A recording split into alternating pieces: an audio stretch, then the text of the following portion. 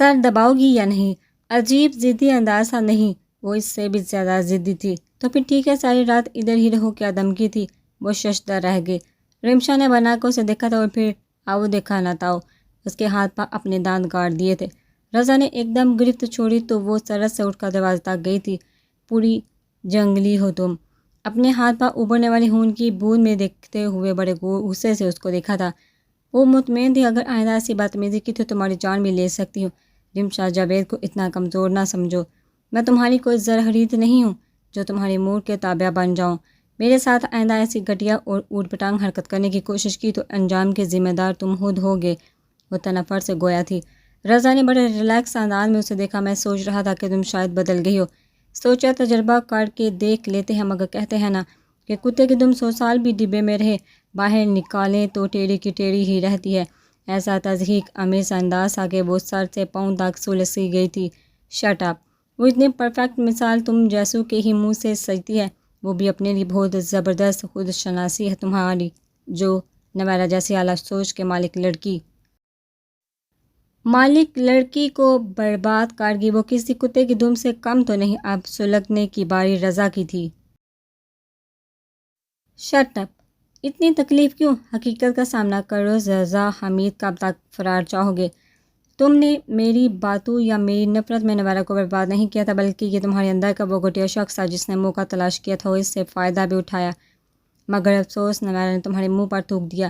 اس کی زندگی برباد کر کے تبھی تمہیں کیا حاصل ہوا؟ اپنے گھٹیا اور گھنونے کردار کے مالک ہو تم. کہ تم سے محبت ہو تو ایک طرف میں نفرت کرنے کے قابل بھی نہیں سمجھتی تمہیں. وہ ششدر سا کھڑا رہ گیا تھا. کتنے سخت الفاظ سے، کتنے صاف اور واضح الفاظ میں اسے اس کی ذات کو رغید گئی تھی. میں تو صرف دھمکیاں دیتی تھی. تم میاں بیوی کے درمیان شک کا بیج بویا. نویرا کو اس مقام پر آنے پر تم نے مجبور کیا ہے. ایک بات میری یاد رکھنا، نویرا اگر واپس آ گئی تو بھی وہ شارق سے علیحدہ کبھی نہیں ہوگی. اگر اس نے علیحدہ ہی ہونا ہوتا تو وہ یہ فرار کیوں اختیار کرتی؟ تم جو یہ سارا کھیل رہی ہو، تمہارا کیا خیال ہے؟ تمہیں کوئی سمجھتا نہیں. رضا حمید، تم اپنے آپ کو بھی اتنا نہیں سمجھ سکتے جتنا میں تمہیں سمجھ چکی ہوں، اور تمہارے ماں باپ سمجھ سکے ہیں. نواز بھائی کے کہنے پر محض دنیا داری کے لیے شارق بھائی سے معافی مانگ لینا. ان کی جگہ میں ہوتی تو تمہیں شروع کرنے میں ایک پل نہ لگاتی. جو لوگ محبت کرتے ہیں وہ محبت کو یوں رسوا نہیں کرتے، یوں چھینتے نہیں ہیں. خدا جانے تمہاری یہ محبت کی کون سی قسم ہے، کیسا جنون اور عشق ہے. وہ دروازے میں کھڑی بڑی بے لحاظی سے اسے آئینہ دکھا رہی تھی اور وہ لب بینچے اسے سننے پر مجبور تھا. دفع ہو جو یہاں سے. وہ ایک دم پھنکارا تھا. مجھے بھی کوئی شوق نہیں تمہاری شکل دیکھنے کا. لعنت بیتی ہوں میں تم جیسے انسان پر. وہ اس سے بھی زیادہ عاطفہ فشاں تھی. رمشا. وہ غصے سے اس کی طرف بڑھا تھا. وہ ایک دم دروازہ کھول کر باہر بھاگ گئی اور رضا نے بڑے غصے سے دروازہ بند کیا تھا. دوبارہ کرسی پر گرتے اس نے اپنا سر دونوں ہاتھوں میں تھام لیا تھا. رمشا اسے کتنا کچھ سنا گئی تھی اور اس میں اتنی ہمت نہ تھی کہ اس کے الفاظ کی نفی ہی کر دیتا. وہ کچھ ایسے ہی اپنی نظروں سے بھی گر گیا تھا، مگر وہ کس سے کہتا. اگلے 3-4 دن بڑی تیزی سے گزرے تھے. اس کی سمیع سے بات نہیں ہوئی تھی تو پھر وہ انہی احساسات کا شکار ہوتی چلی گئی تھی. انہی چند دنوں میں اس نے جب بھی رابطہ کیا تھا خود ہی کیا تھا. سمیع نے کال نہیں کی تھی اور اس کے کال کرنے پر بھی بڑا سرسری سا انداز ہوتا تھا، محض جیسے اخلاقیات نبھا رہا ہو. سمیع بدل رہا ہے. اس کے اندر یہ احساس شدت اختیار کرتا جا رہا تھا. سمیع نے اسے ہر سہولت مہیا کر دی تھی، مگر اپنی محبت توجہ کے بادل سمیٹ لیے تھے اور یہ شکایت سمیع سے کرنا چاہتی تھی، مگر ہمت کہاں تھی. رات اس کی سمیع سے بات ہوئی تھی.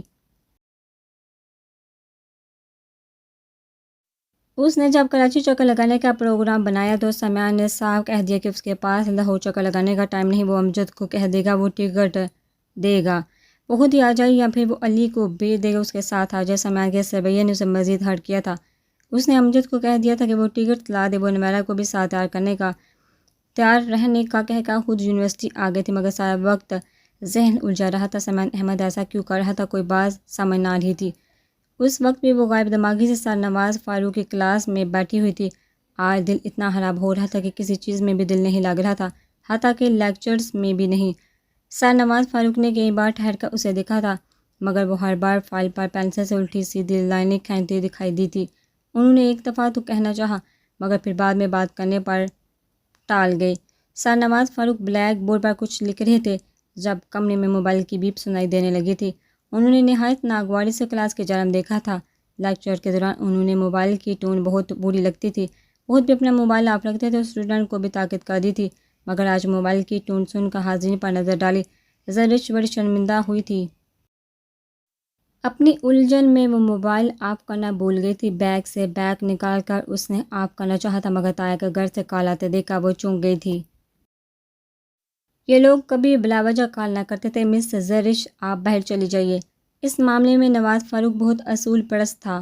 زرش کو بڑی نیکی کا احساس ہوا، تیزی سے کال اٹینڈ کر کے فون کان سے لگا لیا تھا۔ دوسرے ہاتھ سے فائل اور دیگر چیزیں سمیٹتے وہ اٹھنے کو تھی۔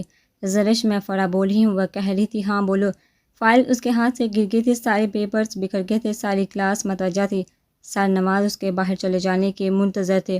وہ کوفت کا شکار ہوئی، جھک کر وہ کاغذ سمیٹ رہی تھی۔ زرش، سامیان بائی کا ایکسیڈنٹ ہو گیا، وہ ایمرجنسی میں ہے، بہت خراب کنڈیشن ہے ان کی، کوئی بھی مجھے ان کے پاس لے کر نہیں جا رہا۔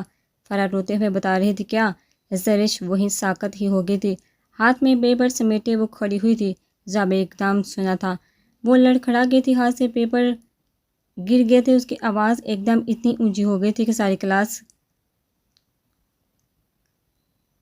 کیا کہہ رہی ہو تم؟ کیا ہوا سامیان کو؟ وہ اب ارد گرد کا خیال کیے بغیر ایک دم چیخی تھی۔ سامیان کا نام پر سر نواز فوراً قریب آئے تھے۔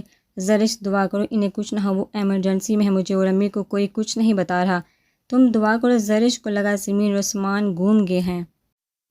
اس سے پہلے کہ وہ لڑکھڑا کر گرتے ساتھ بیٹھی لڑکیوں نے فوراً اسے تھام کر واپس اس کی کرسی پر بٹھا دیا تھا۔ موبائل نیچے گرنے کو تھا، نواز فاروق نے فوراً اس کے ہاتھ سے پکڑا تھا۔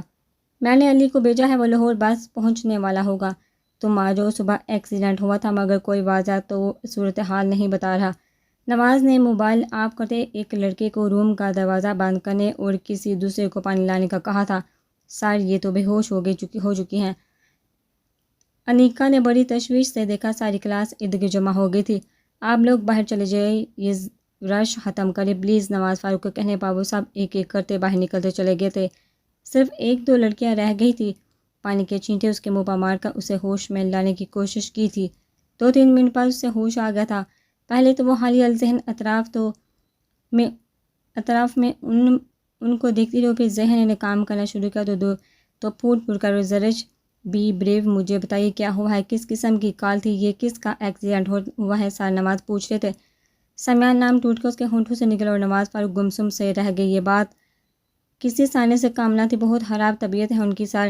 فرا کہہ رہی تھی کہ ایمرجنسی میں ہے، اگر انہیں کچھ ہو گیا سر تو اتنے اجرمیوں میں صرف ایک ہی تو شناسا تھا، اور نواز فاروق اسے دلاسے میں کچھ بھی نہ کہہ سکے۔ نواز فاروق اسے گھر چھوڑنے آئے تو باہر سے ہی چھوڑ کر چلے گئے۔ نویرہ اسے یوں آتے دیکھ کر چونک گئی تھی، پھر ساری صورتحال جان کر بڑی غمزدہ ہوئی۔ تم دعا کرو، انشاءاللہ سب بہتر ہوگا، اس نے دلاسا دیا۔ ٹکٹس پہلے ہی کنفرم تھی۔ کچھ دیر میں علی آ گیا تو اس کے کندھے سے لگا خوب روئی۔ میں ہسپتال سے ہی آ رہا ہوں۔ صبح وہ آفس کے لیے نکلے تھے جب یہ ایکسیڈنٹ ہوا تھا۔ ڈاکٹر ٹریٹمنٹ کر رہے ہیں، چچا جان نے تمہیں لانے کو کہا۔ وہ مسلسل بےہوش ہے، تم مجھے بہلا تو نہیں رہے؟ پہلے فرا کی کال اور اب ماما پاپا کو اسے یوں بلوا لینا، اسے یقین نہیں آ رہا تھا۔ کوئی اور بات تو نہیں؟ وہ ٹھیک ہو جائیں گے، ہاں چند چوٹیں شدید ہیں، مگر تم خود چچا جان سے بات کر لو۔ یہ لو، میں کال ملا دیتا ہوں۔ اس کی مسلسل گریہ زاری پر اس نے کال ملائی۔ ماما پاپا اور تایا ابو سے بات کر کے اسے کچھ تسلی ہوئی۔ ایکسیڈنٹ سامنے والی گاڑی کی غلطی سے ہوا۔ سامیان کو سینے اور سر پر چوٹیں لگی ہیں، چوٹ کی وجہ سے وہ مسلسل بے ہوش تھا، تاہم ڈاکٹر ہوش میں آ جانے کی تسلی دے رہے تھے۔ اسے پریشانی کے عالم میں نویرہ حقیقتاً اس کی ہمدرد اور غم خوار ثابت ہوئی تھی۔ ماما پاپا کی بھرپور تسلی کے باوجود دل کی بے چینی اسی طرح برقرار تھی۔ علی اس کے ساتھ نویرہ کو بھی جاتے دیکھ کر چونکا تو تھا، مگر اس نے زیادہ سوال و جواب کرنے سے اعتراض برتا تھا۔ اگلے 2 گھنٹے میں وہ کراچی ہسپتال میں تھا۔ نویرہ اس کے ساتھ ہی آئی تھی۔ ماما پاپا کو وہیں کھڑے دیکھ کر وہ پھر جذباتی ہوئی۔ کیسے ہیں وہ؟ ڈاکٹرز کیا کہتے ہیں اس وقت؟ تقریباً وہاں سبھی موجود تھے۔ ماما کے گلے لگتے ہی پہلا سوال یہ کہ اللہ کا شکر ہے بہت بہتر حالت ہے، نارمل چوٹیں تھیں، صرف سر کی چوٹ شدید ہے، اس لیے ہوش نہیں آ رہا تھا۔ تھوڑی دیر پہلے ہی ہوش آئے، اس وقت وہ آبزرویشن میں ہے، کسی سے بھی ملنے کی اب اجازت نہیں ہے، بس گلاس ڈور سے دیکھ لو، ماما نے اسے تسلی دی۔ گلاس ڈور کے قریب طاہرہ بیگم کھڑی تھی، زرش ان کو دیکھ کر رک گئی۔ یہ وہ عورت تھی جس نے اپنی اولاد کو بھی اپنی نفرت کے دائرے میں شامل کر لیا تھا، اور آج ان کے بہتے آنسو زرش کے اندر کسی بھی قسم کے احساس کو نہ جگا سکے، بلکہ اس کو دیکھ کر گزرے لمحوں کی اذیت و تکلیف دو چاند ہوئی تھی۔ وہ گلاس ڈور سے دیکھ کر واپس آ گئی۔ نویرہ مسلسل تسلیاں دے رہی تھی۔ اس نے علی سے کہہ کر نویر کو گل بھجوا دیا تھا، بچے کے ساتھ وہ یہاں کہاں حوال ہوتی۔ چند گھنٹوں کے بعد سمیع کو ہوش آیا تو وہاں خوشی کی لہر دوڑ گئی تھی۔ ڈاکٹرز نے اچھی طرح چیک اپ کے بعد ملنے کی اجازت دی تھی۔ سب ایک ایک کر کے اندر جاتے اور باہر آتے رہے، مگر وہ اپنی جگہ سے نہ ہلی۔ شام تک انہیں آبزرویشن روم سے کمرے میں منتقل کر دیا گیا تو سب کے لرزانے والے دلوں کو ایک سکون سا آ گیا تھا، اور اب ہفتے والی کوئی بات نہ تھی۔ رات کو صرف ایک دو کو ٹھہرنے کی اجازت ملی تھی، باقی لوگ پرسکون ہو کر گھر جانے کے معاملات پر بحث و تکرار کر رہے تھے کہ یہاں کون رہے گا۔ وجہ بحث یہ بات بنی ہوئی تھی، میں اور زرش ادھر ہی رہیں گے، باقی سب گھر چلے جائیں۔ یہ سعید احمد تھے، انہوں نے کہا۔ سب نے واضح طور پر محسوس کیا تھا کہ سمیع کے ہوش میں آنے کے باوجود زرش کے سامنے نہیں گئی تھی۔ زرش تب بھی خاموش رہی تھی۔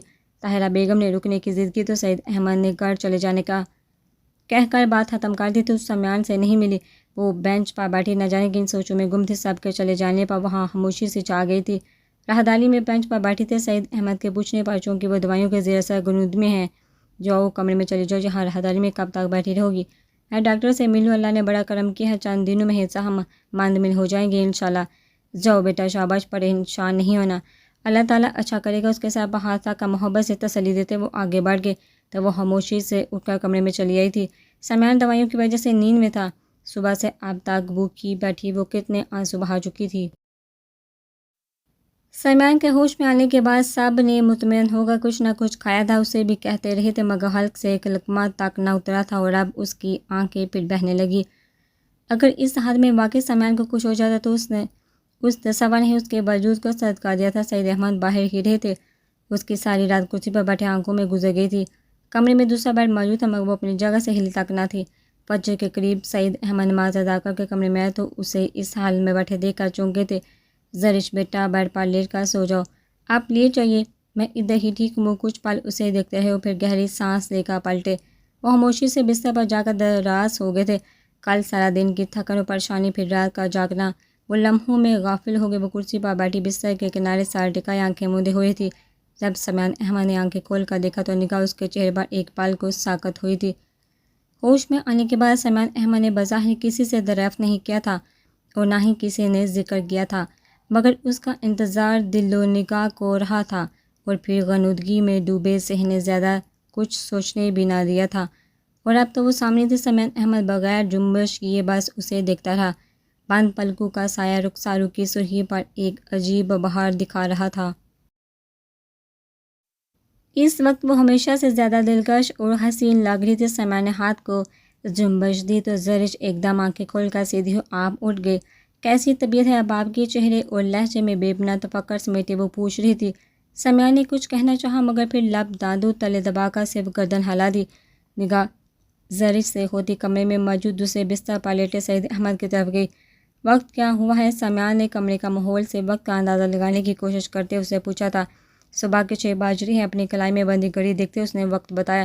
اوہ، اتنی دیر غافل رہا ہوں۔ اب کیسا محسوس کر رہے ہیں آپ؟ پتہ نہیں کیوں گزشتہ چند دنوں سے سمیع احمد کے رویے اور انداز میں اس قدر سنجیدگی در آئی تھی کہ وہ اس وقت چاہنے کے باوجود بے تکلف نہ ہو پا رہی تھی۔ بہتر ہوں، جواب بڑا اختصار لیے ہوئے تھا۔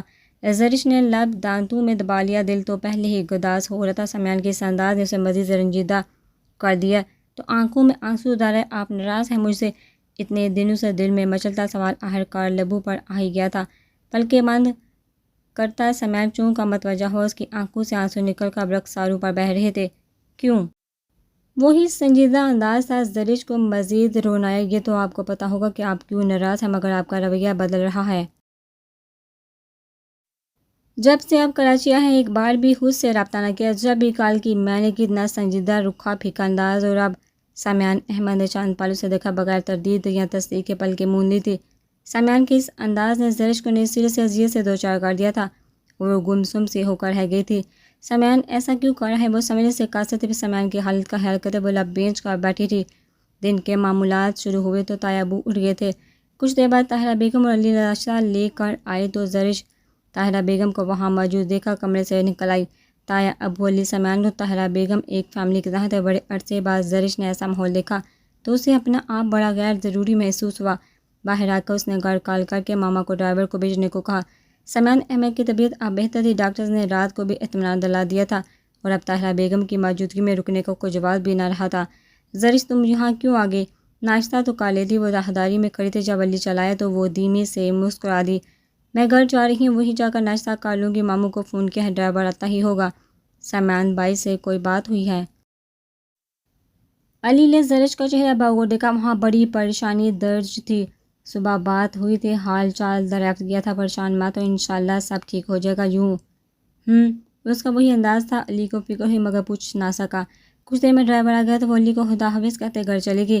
اگلے دنوں میں شارق سمان کے لیے یہ خبر کسی گہرے صدمے سے کم نہ تھی، بدرارہ بیگم کا انتقال ہو گیا تھا۔ یہ خبر اس کے ایک رپورٹر نے اسے فون پر دی تھی۔ شہوانہ اور احسان منظور کی شادی کے بعد ان تینوں پر ہونے والی فائرنگ کا نتیجہ تھا کہ شہوانہ اور بدرارہ بیگم شدید زخمی ہوئی تھی، بلکہ احسان منصور صرف زخمی ہی ہوا تھا۔ شہوانہ تو چند دنوں میں چلنے پھرنے لگ گئی تھی، جبکہ بدرارہ بیگم دوبارہ اپنی ٹانگوں پر چل ہی نہ سکی تھی۔ پیسہ تو تھا، ساری عمر پیسہ ہی تو اکٹھا کیا تھا۔ اس عورت نے یہاں سے نا امید ہونے کے بعد شہوانہ ماں کو علاج کے لیے لندن لے گئی تھی۔ شارق سمان کو ان لوگوں کی برابر خبر مل رہی تھی، مگر وہ اپنے مثال میں اس قدر الجھا ہوا تھا کہ دوسری طرف دھیان دینے کی بھی کبھی کوشش نہ کی تھی۔ پھر دھیان دینے کا فائدہ بھی کیا تھا؟ وہ اچھی طرح جانتا اور سمجھتا تھا کہ اس کی ذات میں رہ جانے والا حالہ اسی دھیان کے دین ہے۔ وہ ساری عمر ایک نادیدہ آگ میں جھلسا رہا تھا۔ درمیان میں نوائرہ کے تصور نے اسے ایک نارمل زندگی کی طرف دھکیلنے کی کوشش کی تھی اور وہ کامیاب بھی رہا تھا، مگر اس کے اندر پلنے والے کمپلیکس نے اسے یہاں بھی شکست سے دوچار کیا تھا اور اب وہ نہ مانتا، لاکھ نفرت کرتا، مگر یہ سچ تھا بدرارہ بیگم اس کو پیدا کرنے کا سبب بنی تھی اور شہوانہ اس کی بہن تھی۔ ماں کے انتقال کے بعد شہوانہ اب لندن میں ہی تھی۔ وہ ابھی تک احسان منصور کے نکاح میں تھی۔ بے شک لالا منصور اس نکاح کو نہیں مانتا تھا، لاکھ مخالف تھا۔ احسان منصور اب بھی شہوانہ کا دم بڑھتا تھا اور شہوانہ ان کی وفات کے بعد اب اس کا کیا ارادہ تھا وہ بے خبر تھا۔ بظاہر اس کے رپورٹر کی دی جانے والی یہ عام سی خبر ہی تو تھی۔ اگلے دن چند ایک اخبارات میں ایک چھوٹی سی سرخی تھی اور پھر خبر دب سی گئی تھی، جبکہ شارق سمان کو لگا اس کی ذات ادھیڑ سی گئی ہے اور ذات سے اس کی نفرت کا بس یہ آخری بہانہ تھا جو آخرکار اپنے انجام کو پہنچا تھا۔ نوائرہ نے اسے عورت کے وجود کا جو احساس دلایا تھا وہ بہت قوی تھا۔ عورت کی وفاداری، خلوص و حیاداری کا واضح ثبوت اماں کی صورت تو تھا، مگر وہ ساری عمر خود ساختہ نفرت کے ہول میں مقید الجھتا رہا تھا اور اب اس نے اپنی زندگی کو دہرایا اور پھر ادراک کے کئی مرحلے اس پر واہ ہوتے چلے گئے تھے۔ وہ اس دن کئی دنوں کے بعد اپنے آفس آیا تھا۔ اس کے ورکر اچھے اور محنتی تھے، اس کی غیر موجودگی میں بھی کام ہوش اور سلوبی سے چلا رہے تھے۔ جو دن گزر رہے تھے اس کے اندر کا حالی پان بڑھتا ہی چلا جا رہا تھا۔ نوائرہ کا کہیں پتہ نہیں چل رہا تھا، وہ کہاں تھی، کن لوگوں میں تھی، کچھ علم نہ ہو رہا تھا اور شارق سمان کو اب لگ رہا تھا اس کی برداشت جذباتیت کا بس اختتام ہونے والا ہے۔ اگر نوائرہ چند دن میں نہ ملی یا تو وہ کسی کو ختم کر بیٹھے گا یا پھر اپنے وجود کو ختم کر ڈالے گا۔ بہت مشکل لمحے تھے یہ زندگی، اس کے اعمال کا حساب بھی تو بہت تکلیف دہ حساب تھا۔ اپنی غلطیوں اور کوتاہیوں کو قبول کرنا بھی بڑے دل گردے کا کام ہوتا ہے اور اس کا دل قبول کر رہا تھا، بلکہ پسپائی کا عمل تو تب شروع ہو چکا تھا جب سے نوائرہ واپس اس گھر میں آئے تھے۔ مکمل مگر اقرار مشکل تھا اپنی کوتاہیوں اور اعتماد کی عدم پختگی کا۔ وہ نوائرہ کی ہمت پر حیران تھا، وہ اس کے سب رویے کس بہادری سے سہ گئی تھی۔ معصب کا تصور اس کے دل میں گداز سا بھر دیتا تھا۔ وہ ننھا سا پیارا سا بچہ اور ہر گزرتا لمحہ اس کے وجود کی مضبوطی اور جذباتیت کو ایک گہری ضرب لگا رہا تھا اور وہ ڈر رہا تھا۔ وہ کام میں مصروف تھا۔ بہت دنوں بعد آفس آیا تو کئی امور اس کے توجہ کے منتظر تھے۔ ہیلو شارق، وہ کسی فائل پر جھکا ہوا تھا۔ جب اس آواز پر سر اٹھا کر آنے والے وجود کو دیکھا، زیبا کایانی اول روز کتنا بڑی تر و تازہ دکھائی دی تھی۔ وہی گرم جوشی کا اظہار کردہ انداز، وہی آنکھوں کا بالہانہ پن، وہ اس کے سامنے موجود کرسی پر ٹکی تو شارق کے تصور میں بڑی سی چادر کے گرد لپٹا وجود درایا۔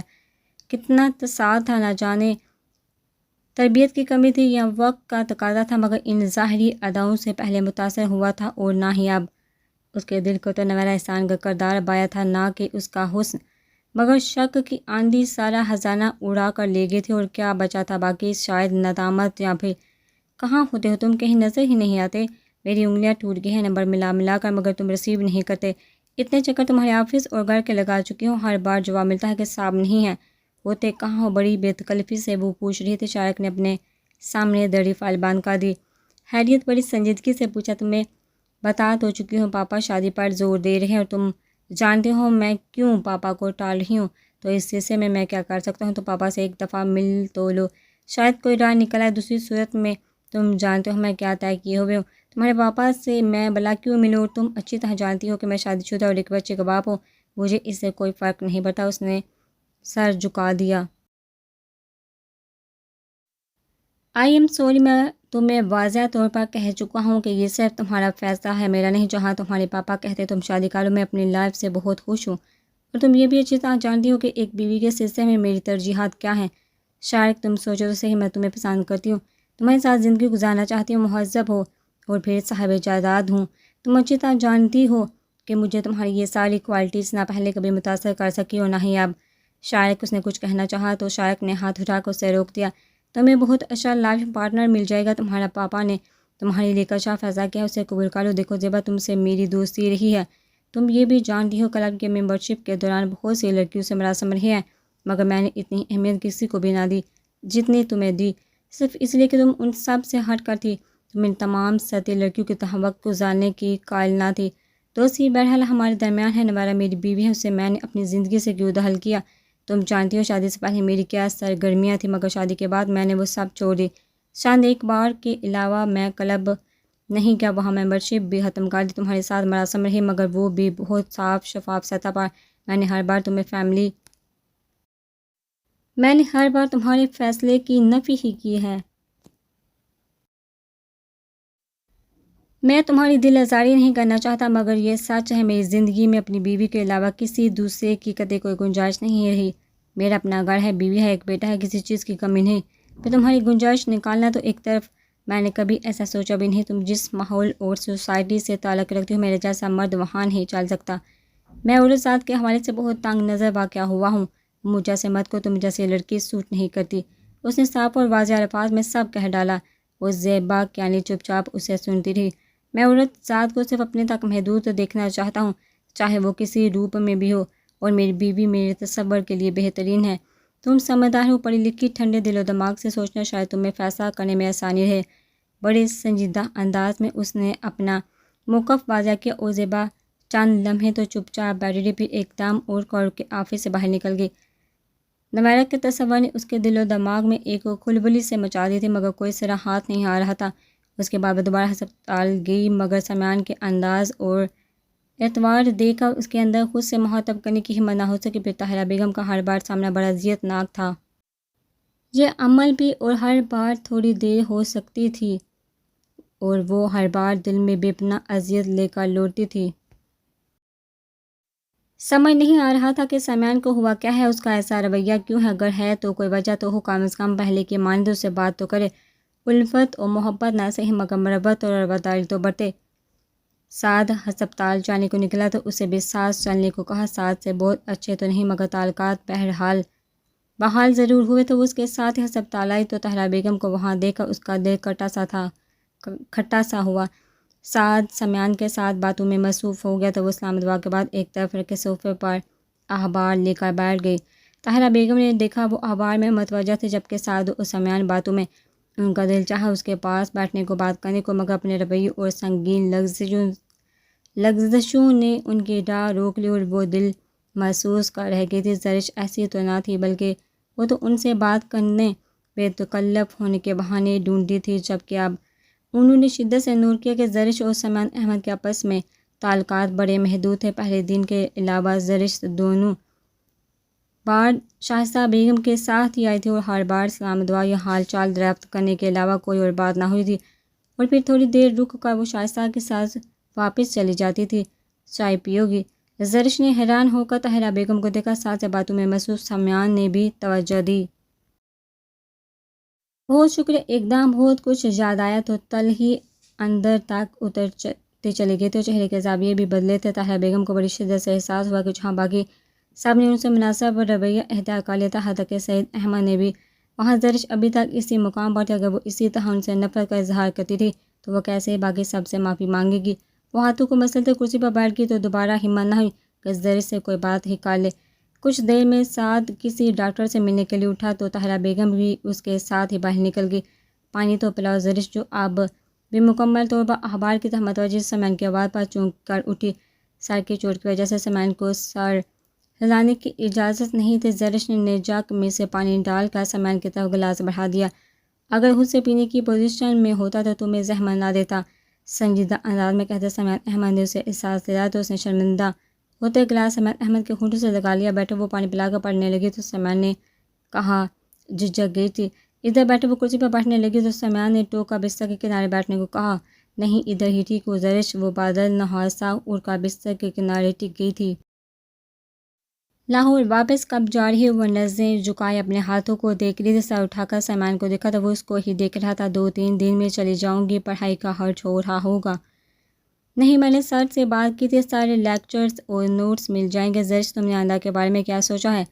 کچھ تو کر بات وہ گویا ہوئی، کیا مطلب؟ وہ سمیان کے سوال پر چونک اٹھی۔ تم نے یہاں کے بدلتے حالات کا نہ صرف بلکہ امی کے رویوں سے اندازہ بھی لگا لیا ہوگا کہ اب حالات کس سطح پر ہیں۔ آئندہ دنوں میں کیا کچھ ہو سکتا ہے؟ اگر میرے ساتھ یہ حادثہ پیش نہ آتا تو یقیناً اب تک امی خود تم سے مل کر بات کر چکی ہوتی اور حالات کوئی نہ کوئی کروٹ بدل چکے ہوتے۔ وہ چپ چاپ سمیان کی بات سن رہی تھی۔ تمہارا یہی مطالبہ تھا نا کہ امی خود سے اپنی تمام غلطیوں کا اعتراف کرے، اور اب ایسا ہو رہا ہے۔ اب بتاؤ کیا کہتی ہو تم؟ وہ گمسم سی رہ گئی تھی۔ اس نے کبھی سوچا بھی نہ تھا کہ سمیان اس سے بھی براہ راست اس کے سامنے ایسی صورتحال رکھتے ہوئے اسے فیصلہ کرنے کا کہے گا۔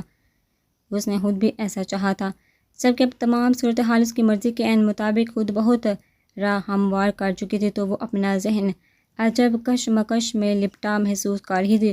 سمیان نے اسے چند پل دیکھے تھے کہ وہ شاید کچھ کہے، مگر وہ ہونٹ پیچھے چپ چاپ سی تھی۔